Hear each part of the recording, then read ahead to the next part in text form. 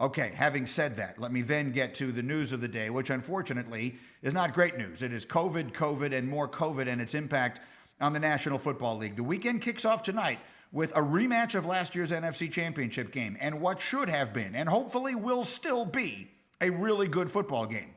But to say the 49ers have been compromised would be the understatement of the millennium. The 49ers will play this game tonight because of injuries and COVID without any of the players who touched the ball in the NFC Championship game in January. They had 7 different offensive players handle the ball, including the quarterback, Jimmy Garoppolo, who barely handled it in that game, but that's neither here nor there. All 7 of them, for varying reasons, not available for San Francisco tonight as they take on a Green Bay team that is playing without their running backs. So both teams are compromised, and it's an important game. The Packers need to get things going. The 49ers have a ton of ground to make up in what is the best division in football. And I know what you're thinking. You're saying to yourself, is this fair? And I will repeat myself. The answer is, of course not. 2020 football is not about fairness. 2020 football, fair, not the priority. The priority is getting to the finish line. Play the game if you can. Every game that is played is better than a game not played, regardless of the circumstances. And I will say this. I think they have done brilliantly to get this far. Brilliantly. We've had some things juggled around. We've had some things moved around. But we have had a representative football season under practically impossible circumstances. And the news on that is unrelentingly bleak. It is about to get much worse. If you're paying attention amid all of the coverage of the election, virus numbers are spiking. I mean, they're up everywhere. And I'm not sitting here to have a conversation about that beyond to tell you that the NFL's protocols are really going to be put to the test, as are the college protocols. Because as these numbers go up, it becomes increasingly difficult to imagine multiple teams not being affected by it every single week. And so I say, let's just be grateful for the games we get. I encourage you to enjoy them.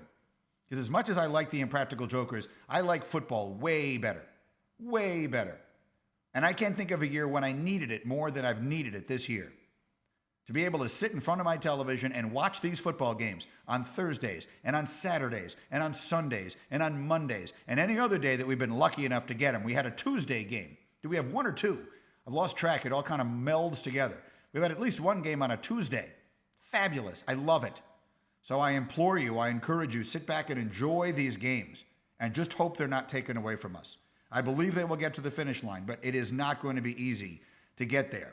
Meanwhile, speaking of which, in a move that I think has implications of 3 sorts, implications on the game, which means implications on gambling, and also implications on fantasy, Matthew Stafford has been added to the COVID list for the week, but not necessarily the weekend for the Lions. Lions play the Vikings Sunday. He may be your fantasy quarterback. He may be someone you're considering on DraftKings this weekend, as I might. And of course, if you're a fan of the Lions or a fan of the Vikings or just a fan of football, he's an extraordinarily important person. He's the starting quarterback on the Lions. And here from Adam Schefter this morning on Get Up is the situation with him.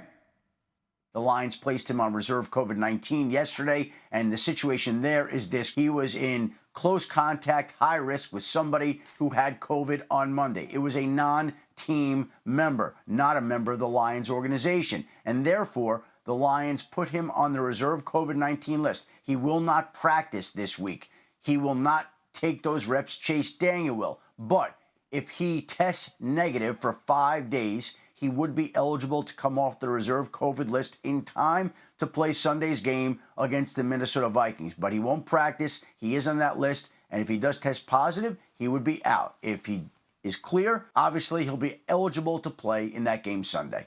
Begs a fascinating question. If you are a fan, or if you are one who is considering using him in some sort of a fantasy scenario, how impacted would a player like Matthew Stafford, who has been there forever, who is a longtime veteran, and assuming he continues to test positive all week long, a guy who you would think could be working out at home and doing things to stay feeling physically good, how much, if at all, would he be affected, his performance be affected by being out all week? You have to believe it's some. I go back to what happened when Cam Newton tested positive. He missed a bunch of time, and when he came back, he looked awful. But I have attributed that, at least I assume that some of the reason for that is probably the fact that he did have the coronavirus. And there are implications, physical implications. There was probably couldn't do anything athletically for a longer period of time. It wasn't just the practice that he missed. It may have actually sapped him of some of his strength and his energy. So when we saw Cam come back, Ryan Clark said it on Get Up. He looked like he aged 5 years in 5 weeks. The coronavirus, I don't know this, I'm not a doctor and I have no proof of it, but it certainly seems hard to imagine that wasn't some factor in that. But Stafford doesn't have that. Stafford, it was just a close contact of someone has been contact traced. So if he is taken off the list on Saturday, he will play Sunday. I can't imagine a scenario where he doesn't start the game on Sunday. The question is, how impacted will he be by it? Thank you for watching ESPN on YouTube. For live streaming sports and premium content, subscribe to ESPN+.